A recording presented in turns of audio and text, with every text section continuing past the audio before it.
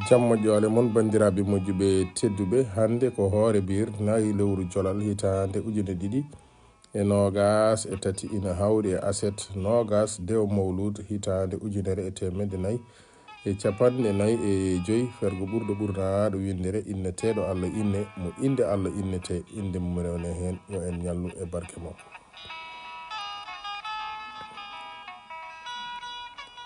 darorde lewru korka ko ñande sappo mboyo hitande ujune ɗiɗi e nogas e nayyi ina hawri e 10 mars 2024.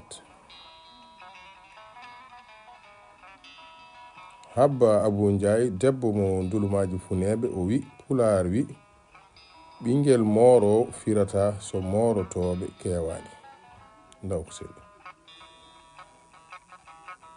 natal meɗen hande teddinirama piindi gandal windere fedde holko mbiɗa pullo fedde ɓamtare jowol e dendagal pelle pulaagu windere.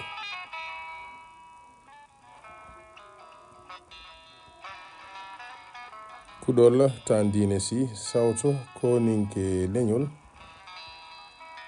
ene wonani en to sengo YouTube Aamadou Alhajji li ɓurɗo nollirde ndikkiri jommolo. bandiraɓe moƴƴuɓe tedduɓe jiiɗaɓe to en ɗam rendaɓe gurdam yidde kam e fandare yo joom jaam waɗanen jaam on jarama.